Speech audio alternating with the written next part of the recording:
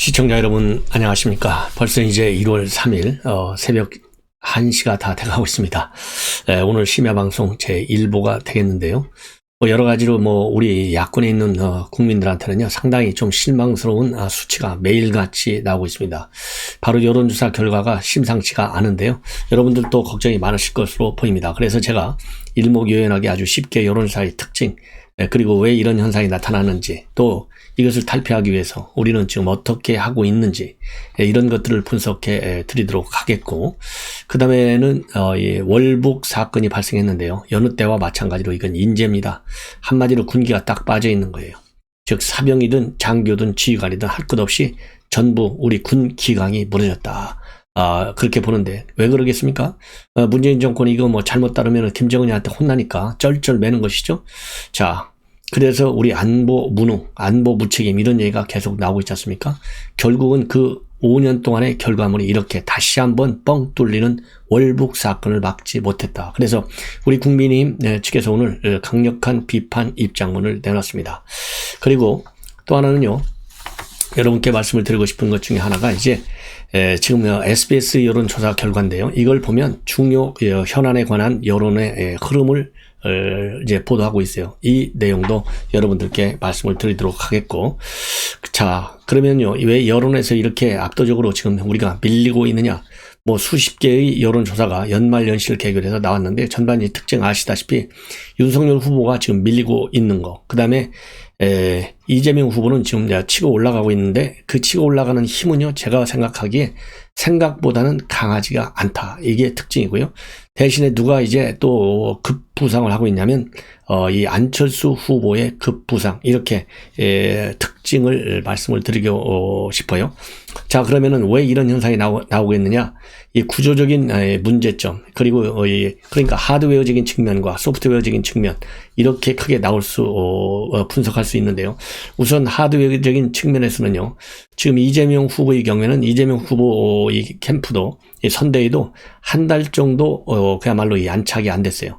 그 이유 중에 하나는 바로 이낙연 대표가 지난번에 이제 이재명의 경선에서 마지막 날 60%대 그리고 20%대 엄격한 이 차이로다가 이낙연 후보가 이기게 되니까 이 사실상 불복종 선언을 하게 되고 이 선대위 참여를 거부한 것이죠.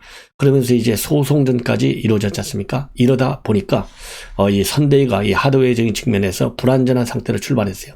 그런데 이 메모드 형태, 그야말로 슈퍼 사이즈다, 이래서 비능률적이다. 그러다 보니까 그 집을 다시 또 허물어야 됐어요. 이러면서 이재명 후보가 좀 고전을 면치 못했고, 그 사이에 윤석열 후보는 이제 11월에 들을 테니까 이 컨벤션 효과로 인해서 또 상당히 우위를 압도적으로 굳히고 있는 상황이었습니다. 이것이 이제 하드웨어적인 측면의 하나고요. 그 다음에 소프트웨어적인 측면의 하나는 이제 메시지가 아니겠습니까? 이제 행보와 메시지인데, 이 행보와 메시지 그리고 컨트롤 타워 누가 행사하느냐? 분명하게 이재명한테로 넘어갔어요. 그래서 이재명 후보가 뭐라고 그랬습니까? 이재명의 민주당으로 만들겠다. 민주당의 이재명은 이제는 벗어나겠다. 그래서 이재명이 한 번 하면요, 문재인 대통령이 저 뒤에 보이지도 않아요. 이재명이 한마디만 하면 일사불란하게 당과 그리고 정부, 청와대가 거의 다 움직여요. 물론 예외적으로 전국민 재난지원금이라든가 양도세라든가 이런 문제에 대해서는 일부 제동이 걸렸지만은 그 이외의 대부분의 중요 현안과 관련해서는 이재명의 명예 절대 복종하는 이 원탑 컨트롤 키 플레이어가 누구냐면, 우리의 경우에는요, 이 김종인이잖아요. 그러나 이쪽은 이재명이에요. 그래서 후보가 곧 컨트롤 타워 역할을 하는 거예요. 그러니까 어느 누구도 거역할 수가 없어요. 이런 일사불란한 지휘 체계를 가지고 있어. 자, 거기에 비해서 그러다 보니까요, 이제 송영길이도 이재명 한마디면 딱 움직여요. 그 다음에 김혜경이도 현장을 뛰어요. 이낙연도 최근에 뛰기 시작했습니다. 여기에 이례적으로 바로 어제 누가 나타났어요? 갑자기 도울이 나타났어요. 도울, 여러분도 알죠? 도울 김용욱 교수. 이 양반이 나타나가지고 하늘에서 내린 인물이다. 야, 이거 제가 보기에는요, 막말도 이런 막말이 없어요. 참 스님이 한 말이라서 제가 더 이상 언급은 안 하겠습니다만은, 이렇게 해서요, 일사불란하게 이재명을 컨트롤 타워 탑 리더로 해가지고 일사불란하게 메시지와 행보 일정들이 다 움직이는 거예요. 여기에 또 이 봉하마을까지 가서 권양숙 여사까지 동원해요. 예. 이렇게 철저하게 지금 완팀 플레이를 하고 있습니다. 자, 이러다 보니까 지지율이 안 올라갈 수밖에 없지요. 즉 그래서 이 아들의 성상납, 도박 이런 문제까지도 다 그냥 싹 쓸고 나가버리는 거예요. 자, 이에 반해서 우리 윤석열 후보 쪽은 지금 어떠냐? 우선 선대위가 말이죠. 예를 들어서 지금 이재명 쪽은 이재명이가 직접 송영길이가 이재명 밑으로 들어가 있잖아요. 분명하게. 그런데 우리는요. 지금 뭐 우리가 흔히 상황이라고 하는데 김종인 위원장이 상황이에요. 상황.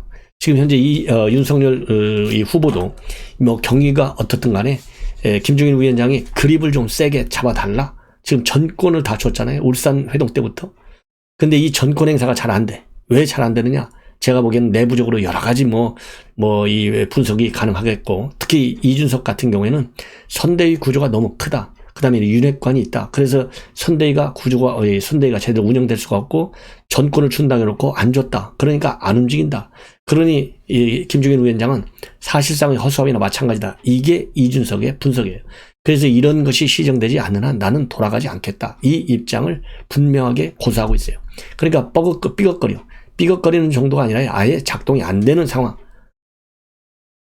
그래서 지금 이게 큰 차이가 이 여당의 경우에는 이재명의 이 컨트롤 타워 역할이 확실한 데 비해서 지금 이쪽 우리 야권 윤석열 선대위 쪽에서는 김종인이가 전권을 장악하고 있고 전권을 주고 있는데도 불구하고 이준석과 김종인이가 한 팀으로 움직이고 다른 한 팀에 윤석열 후보 팀이 있는 것 같이 양분된 구조로 지금 선대위가 하드웨어적으로 보면요. 그런 지금 체제로 돼 있어요. 그래서 김종인 완탑 하에는 임태희 총괄상황본부장이 있고 나머지 윤석열 쪽에는 6개의 본부가 있고 그래서 이준석은 지금 6개 본부 해체하라는 거 아니에요? 그리고 김종인 위원장도 이제는 총괄상황본부에 임태희를 완전한 컨트롤 타워로 하겠다. 이게 서브 컨트롤 타워가 되는 것이죠. 그래서 6개 본부장들이 임태희하고 전부 조율을 하라. 이 창구가 누구냐면 권성동이에요. 이렇게 이원화된 구조로 지금 운영되고 있는 것이 현실이다. 이게 저의 판단입니다. 이러다 보니까 효율성 면에서 떨어질 수밖에 없어요. 그리고 일사불란한 지휘체계를 갖추고 있는 이재명의 선대위하고 일사불란하지 못한 이러한 선대위하고 현격한 차이가 있는 거예요. 그리고 이제 핵심 이 관련자들의 말하자면 대외 활동, 우리 대국민 접촉, 홍보를 통해서든지 아니면은 현장에서의 활동이 됐든지 온라인이든 오프라인이든 이런 걸 보면요.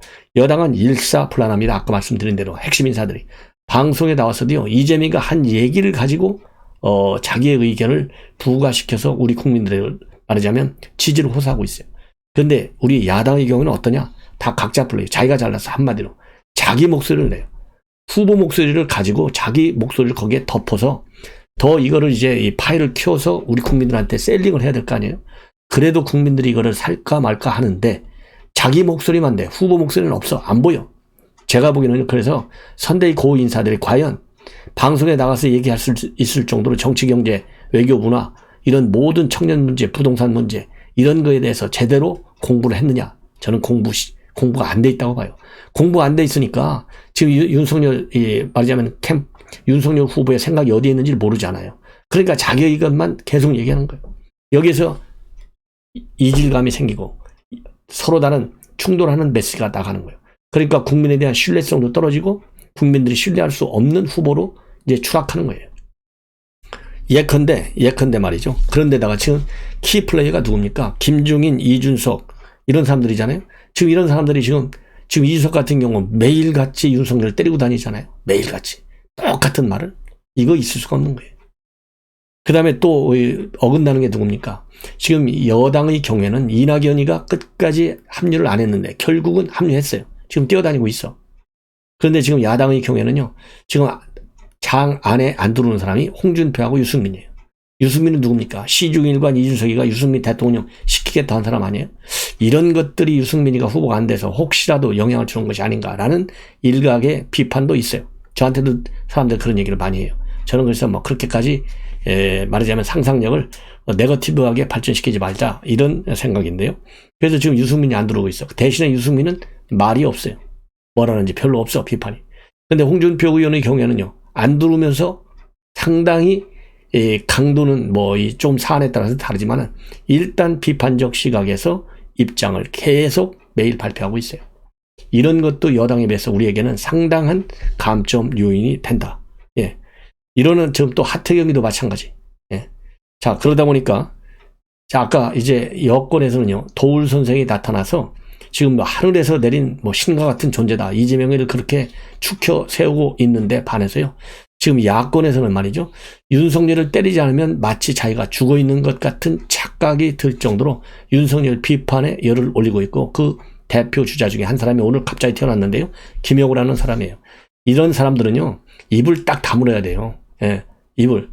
아니 본인이 그렇게 윤석열을 훈계하고 지적할 정도가 되면 왜 본인은 사이로 2020년도 선거 때 그런 식의 공천밖에 못해서 103석밖에 못 맞느냐 이거예요.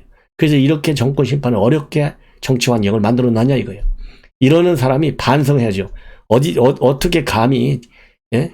본인이 말하자면 이 총대를 맸을 때 완전히 맡들어 놓고 정치 지형을 갖다가 지금 이 실패의 도가니로 몰아놓고 지금 뭐 무슨 뻔뻔한 마음으로 윤석열 이런 거 잘못됐다고 얘기하는지 정말 이해할 수가 없어요. 이러니까 국민의힘이 지금 국민들한테 비판을 받는 거예요. 만약에 김용우 전 의장이 자기가 비판하고 싶다 그러면은 그걸 왜 블로그에 올립니까? 조용히 윤석열 후보를 만나서 얘기하든지 아니면은 측근을 통해서 얘기하든지 아니면 전화로 얘기하든지 문자로 통해서 얼마든지 얘기할 수 있는 거 아니에요? 그걸 블로그에 뭐 잘났다고 그런 거를 발표해요. 이러니까 제가 말하지만요. 전직 국회의장, 총선 공천의 아주 최대의 패배와 역사적 책임을 져야 할 사람까지도 나타나서 윤석열을 비판하는 거예요. 공개적으로.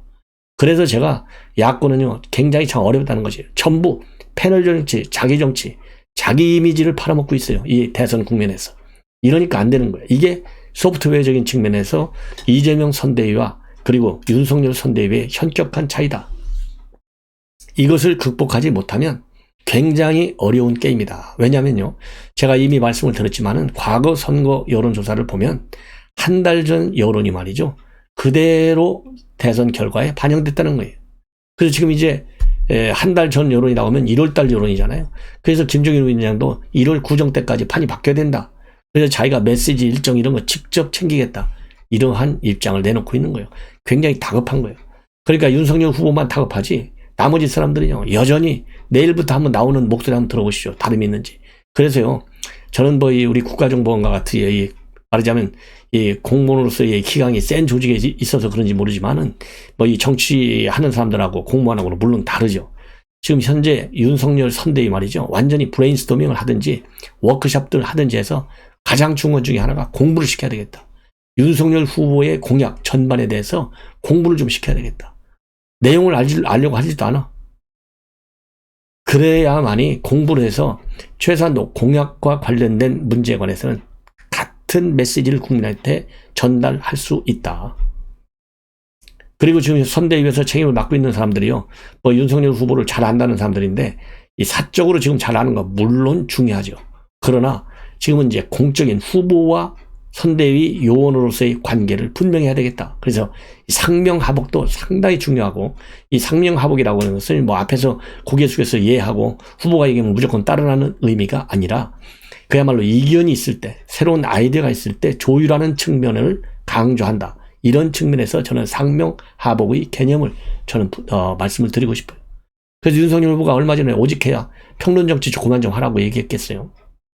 이 심각하다. 그래서 하드웨어와 소프트웨어 모든 면에서 지금 이재명의 선대위하고 그리고 윤석열 선대위는 질적으로 우리가 지금 밀리고 있다. 그러니까 이게 여론에 그대로 반영이 되는 거예요. 중간에 만약에 선대위가 흔들리더라도 중간에 말하자면 이 버퍼존, 이 완충 지역 역할을 할 수 있는 사람들이 있어가지고 이거를 막아줘야 되는데 전부 패널 정치만 하고 있어요. 전부. 그러면 이건 어떻게 할 것이냐? 이걸. 지금 그렇다고 해서 그러면 이재명 쪽은 마음이 놓이냐? 아니라는 겁니다. 이재명 쪽은 이 마음을 못 놓고 있다는 거예요. 왜? 최소한도 마음을 놓으려면 40%대 이상의 지지를 안정적으로 확보해야 되는데 아직 거기에 못 미치고 있다는 거예요. 그래서 이재명 쪽에서도 지금 생각하는 게 20대, 그 다음에는 여성, 그 다음에는 중도층, 여기를 잡아야 되는 이 3대 복병을 익히지 못하면 어려울, 뭐라고 그럴까요? 마음을 놓기가 어렵다. 이런 지금 보도가 나오고 있고요. 여기에 이제 또 하나의 흔들림 현상 중에 하나는 바로 안철수 후보에 대한 지지도가 높아가고 있다는 거예요. 그래서 단일화 티켓을 자기네 마음대로 끌어가야 되는데 안철수 만만치 않다는 것이죠. 그래서 이 단일화, 이것이 가장 큰 복병일 수 있다. 이런 우려가 이재명 쪽에서는 나오고 있다. 이렇게 보도가 되고 있어요. 자, 그러면은 우리 야당의 경우에는 말이죠.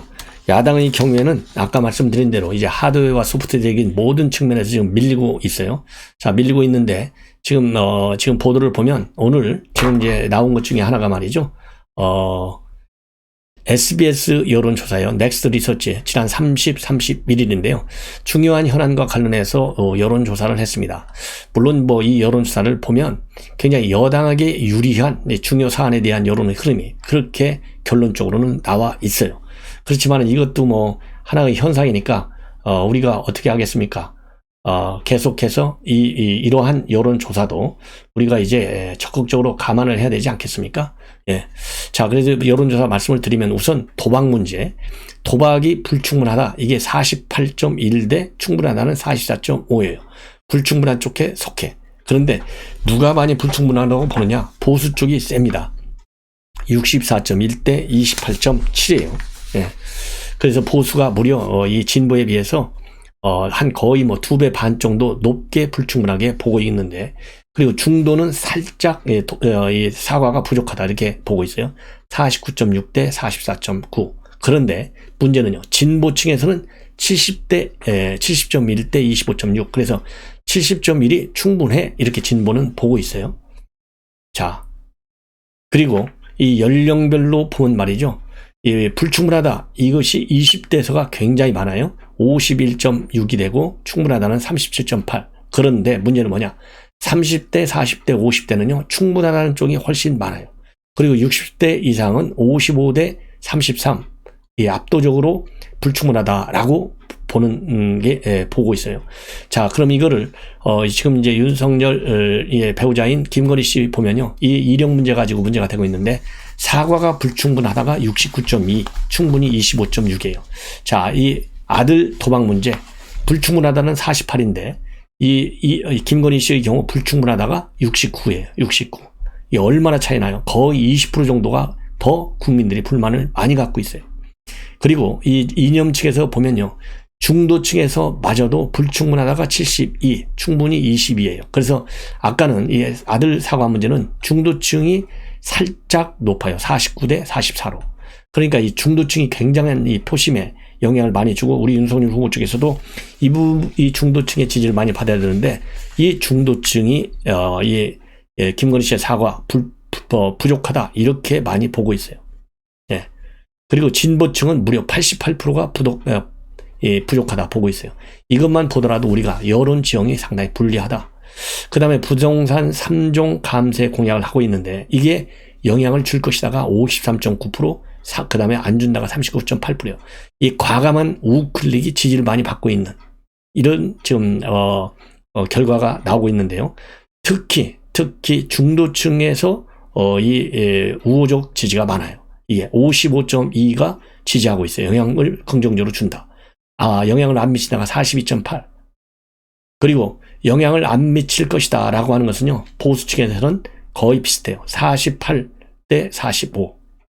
자, 이래서 이 공약도 말하자면 우리 윤 후보에게는 불리한 요인이 되고 있는 거예요. 그리고 지역별로 보더라도 말이죠. 이 서울 지역에서는 영향을 미친다와 안 미친다가 비슷합니다. 그런데 서울을 제외한 전 지역에서는 영향을 긍정적으로 미친다라고 보고 있어요. 그 다음에 이준석 사태에 대해서는 윤석열 후보의 책임이 35.0이고 이준석 대표 본인은 33.9밖에 안 돼요. 그리고 윤석열 핵심 관계자 윤핵관 책임이 22.3으로 이게 세 갈래로 나누어지는데 이걸 정치 이념으로 따져서 보면 보수층에서는 말이죠. 이준석 대표의 책임을 47.5로 제일 많이 주고 있고 그 다음에가 26%가 윤석열 후보 윤핵관이 19.9인데 중도층에서는 말이죠. 중도층에서는 이준석 대표의 책임이 윤석열 후보 책임보다도 낮아요. 33.3대 윤석열 후보 책임이 37.4. 이 부분도 윤석열 후보에게 불리한 요인이 되고 있어요. 그리고 연령별로도 20대하고 30대에서는 이준석보다는 윤석열 후보 쪽에 책임이 큰 것으로 나타나고 있어요. 그래서 20대는 33.0 대 23.5, 30대는 43.1 대 24.7. 그래서 이 SBS 여론조사 기준을 놓고 본다면 지금 여론 지지에 영향을 주는 요인들 대부분이 윤석열 후보에게 불리하게 이 영향을 주고 있다. 예, 이렇게 보여집니다. 자, 그래서요, 이제 여러분들께 말씀을 드린 대로,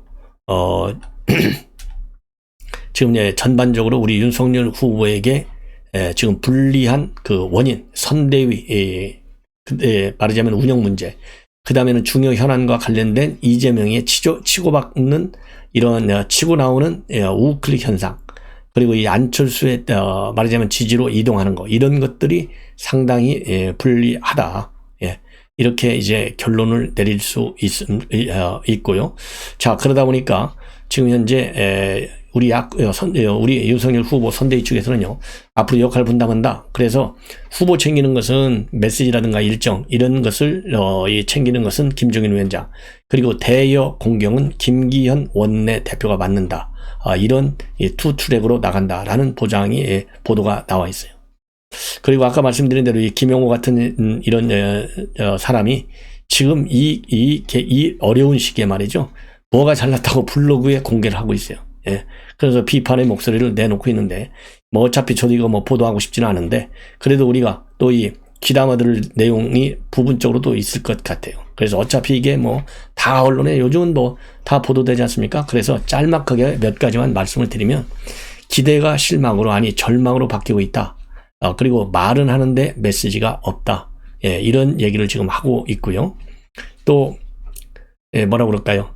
윤석열 선대위 분위기가 박지 못한데 이 고비를 넘기려면 선거 주역인 이 3명, 즉 윤석열, 이준석, 김종인, 살신성인의 자세가 필요한데, 본인이 살신성인했습니까? 본인 욕심 채우려고 공천해가지고 이렇게 100명밖에 못 내보내서 난리를 치고 있는데 반성이 전혀 없어요. 그리고 또 무엇보다 이미지가 문제다. 그래서 정치의 새변, 미래의 설계자, 개혁의 완성자라는 이미지가 사라지고 있다. 예.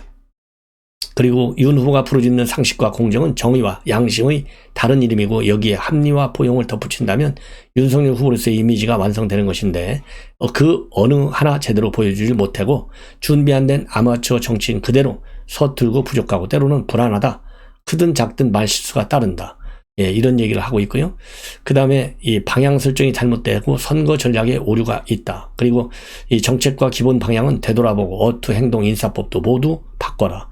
그리고 제도든 정책이든 예산이든 국민과 함께하는 마음으로 설계하고 공약을 해야 된다. 예, 그리고 말은 하는데 메시지가 없다. 소리는 거칠고 강하지만 핵심도 강조되는 점도 불분명하다. 그리고 찬물을 활용해야 되는데 주변에 얼씬거리는 사람은 보여도 필요한 사람이 보이지 않는다. 쓴소리가 만능은 아니다. 그러나 유능하고 슬기로운 찬물하면 때를 놓치지 않고 바른 소리, 듣기 싫은 말을 할 줄 알아야 한다. 그리고 지금도 늦지 않다. 국민에 대한 윤석열의 무한한 존경심, 나라 사랑의 간절함이 진정성 있는 태도와 절제된 언어로 표출된다면 새로운 희망이 될 수 있다. 이렇게 하고 있는데요. 먼저 본인 반성이 필요하고, 이런 메시지 앞으로는 말이죠, 블로그 같은 데 함부로 올리지 마십시오. 조용하게 뒤에서 보이지 않는 역할을 하라. 또 얼굴 내밀고 본인 이름 신문에 하나 내리고 싶어 갖고 이런 걸 하는 것 같은데 도저히 이해할 수 없는 그런 행태를 보이고 있다. 저는 그렇게 해석을 하고 싶어요. 자, 이번에는요, 이준석 대표의 여러 가지 지금 입장문이 지금 나와 있는데, 오늘 밤에 말이죠, 이 MBN에 출연해갖고 한 얘기를 지금 여러분께 전해드리면, 말하자면 선대위 복귀가 없다. 그리고 조건도 없다. 이거를 다시 한번 강조하고 있고, 제가 공식적인 선대위 내부 회의 자리에서 제기했던 논제들도 다 거부당했고, 제가 정당하게 상임 선대위원장으로 내렸던 지시도 항명성 발언으로 부정됐고, 그래서 그런 것을 바로잡다는 제 주장도 이것이 민주주의다라는 발언으로 부정이 됐고, 그 다음에 선대위 이렇게 해서 굉장히 강한, 말하자면 이 분노, 이 배신감을 토로하고 있어요. 그러면서 선대위가 변화하면 합류할 가능성이 있냐? 이렇게 질문하니까, 이준석이 선거에 필요 없다는 사람들의 주장은 탄핵하자는 거고, 필요하다는 사람들은 어떻게든 선대위에 끌고 가야 한다는 주장인데, 그것에 대한 의사표시를 누군가가 명확히 하면 된다. 그래서 자신의 대표적 거취까지 거론하면서 윤 후보에 대한 후보 측의 입장 정리를 강하게 요구하고 나섰습니다. 그러면서요, 이재명 후보가 추가 토론하자고 한 거, 여기에 대해서 확정적 중범죄자, 그 다음에 가짜다, 이런 강성 발언과 관련해서는 토론이라는 것은 회피하는 쪽에서 무조건 페널티를 받고 가는데, 지난 2주간 선대위는 선거 대책이 아니라 이준석 대책의로 돌아갔다. 이렇게 비판을 하고 있습니다. 예. 그리고 또, 뭐라고 그러면, 김종인 위원장의 선대위 강한 그립을 잡겠다라고 얘기한 것과 관련해서요. 선대위에 도대체 누가 책임을 지고 누가 권한이 있는 것이고 누가 지금 실제로 일을 하고 있는지 명확치 않다. 이런 입장을 밝히고 있습니다. 자, 그리고 이러한 이준석 대표의 행보와 관련해서 신율 명지대 교수는요, 이 대표가 돌아올 가능성이 전무하다. 그리고 지난달 울산회동 후 3주도 안 돼 다시 나갔는데 봉합을 한다 해도 또 그러지 말라는 법을 누가 보장하냐, 이렇게 얘기를 하고 평가를 하고 있고요. 박상철 경기대 교수도 윤 후보의 지지율 하락세를 들면서 윤 후보가 주변 현안마다 자기 중심으로 확실히 끌고 가는 진검승부를 하는 게 효과적이고, 사실 지난달 울산 회동 때 이 대표 사퇴 카드를 만졌어야 하는데 안일하게 본 것 같다. 이런 강경론도 나오고 있습니다. 예. 참, 본래 잘 안 되면요, 사고가 많게 되죠. 그래서 배가 산으로 올라간다고 하는데 안타깝습니다. 이제 홍준표 의원도 또 한마디 하고 있어요. 지금 지지율이 굉장히 하락되고 있는데, 하락 현상이 나오고 있는데, 탄핵 대선 때 지지율과 같다. 지금이 비상사태다. 똑바로 해라. 이런 얘기를 하고 있어요. 바로 이제 청문 홍답 코너에서 얘기를 하고 있는데, 지금 비상사태다. 윤 후보의 추락이 탄핵 대선 때 지지율로 내려가고 있고, 당시 본인은 탄핵 대선 때는 4% 지지율로 시작해서 24%로 마감했다. 위기의 본질을 제대로 파악하고 지금 대처하지 않으면 반등의 기회가 없다. 비상조치를 취해야 된다. 그리고 경선 때 본인, 부모, 장모 비리로 본선에서는 어려울 것이라고 경고할 때 그렇게 모질게 내부 총질이라고 나를 비난했는데 이제 어쩔 도리가 없다. 당원들의 선택이다. 그러니까 뭐 당원들이 나 제대로 안 찍어줘 갖고 지금 이 꼴이 된 거 아니냐, 이러한 이 책임론을 지금 제기하고 있어요. 그리고 이 박근혜 대통령이 윤 후보 지지할 것이냐, 이런 문제와 관련해서는 안 할 것이다. 박근혜 전 대통령을 구속한 사람은 당시 중앙지검장이던 윤석열 후보지 문재인 대통령이 아니다. 이렇게 내치고 있습니다. 그리고요, 지금 이제 국민의힘 측에서는요, 이재명 이 캠프 자녀들이 이 특혜 채용됐다, 이런 비리를 전폭적으로 폭로하고 있습니다. 그래서 이 특혜, 말하자면 친인척 자녀 특혜 논란과 관련해서 이것이 이재명식 공정의 실체냐, 그래서 내로남불의 끝판왕이다, 이렇게 비판하고 있어요. 뭐냐면은요, 2011년도하고 13년도 이 두 번에 걸쳐서 특혜 채용 의혹을 우리 국민의힘 측에서 제기하고 있습니다. 하나는 뭐냐면 2011년도 거를 말씀을 드리면, 성남산업진흥원에 자신의 선대본부장 출신인 김인섭의 아들, 그리고 성남시 인수위원 출신인 최모 씨 아들 2명을 특채로 채용시켰는데 지원자 68명 중에 딱 2명만 합격시켰다, 이렇게 지적하고 있고요. 그리고 2003년도에는 또 하나 뭐냐, 성남시 인수위 자문위원장 출신 인사의 아들 역시 같은 곳에 성남산업진흥원에 특혜 채용됐는데 이때는 35대 1의 경쟁률을 뚫었다는 거예요. 그래서 측근 아들들까지 살뜰하게 챙겨 꽂아 넣었다. 이거야말로 내로남불이다. 내로남불의 끝판왕이다. 이런 비판 입장문을 내놓고 있습니다. 자, 그리고요, 지금 이제 월북한 것과 관련해서요, 철책 경보가 울렸는데도 불구하고 현장까지 출동했는데도 불구하고 이상 없다라는 보고를 한 것으로 알려지고 있어요. 그래서 바로 어제 그제죠, 이제 날짜상으로 1일날 밤에 이 새해 월북 사건은 폐쇄회로, 즉 CCTV와 동작 감지 센서, 그 다음에는 열상 감시 장비 최소 4차례 포착했는데도 불구하고 3시간 동안 속수무책, 그 다음에 우왕좌왕하다가 결국은 놓쳤다. 예. 그래서 이 AI 이 보강을 했다고 했는데, 이 AI가 결국은 누가 운영하는 거예요? 결국은 이게 다 사람이 하는 거 아니겠어요? 그래서 이게 뻥 뚫린 인재로 인해서 월북 사건이 일어났다. 이렇게 지금 비판 기사들이 많이 나오고 있습니다. 그래서 여기와 관련해서요, 우리 국민의힘 측에서 문재인 정권이 자행해온 대한민국 국방안보 파괴의 한 단면이다. 문재인 정권의 안이한 안보의식이 불러온 고질병이고, 아무리 많은 인사가 교체되고 아무리 다양한 개선 방안을 내놓으며 달라지겠다고 다짐한들 정권의 안보수 의지가 약한 마당에 이런 사건은 언제든지 재발할 수밖에 없다.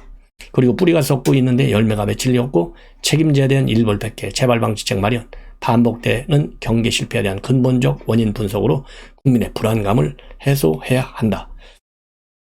그리고 또 골물대로 골분 안보 불감증, 무딜대로 무뎌진 군 기강회의가 드러났고, 문재인 정권이 자행해온 대한민국 국방 안보 파괴의 한 단면이다.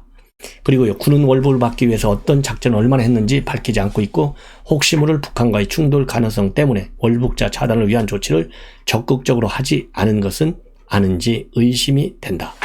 자, 그런데 문제는 뭐냐? 지금 현재 여러분들 아시다시피 우리 해수 공무원 그야말로 총격을 가해서 사살을 했잖아요. 그리고 또 이 월북자가 발생했을 때 국가 최고의 비상 방역 조치 차원에서 이 김정은이 나서서 회의까지 했지 않습니까? 그런데 이번 사건의 경우에는 북한이 지금 21시간째 아무런 반응을 보이지 않고 있습니다. 자, 그러다 보니까 과연 넘어간 사람의 실체가 누구냐, 이것이 이제 궁금하잖아요.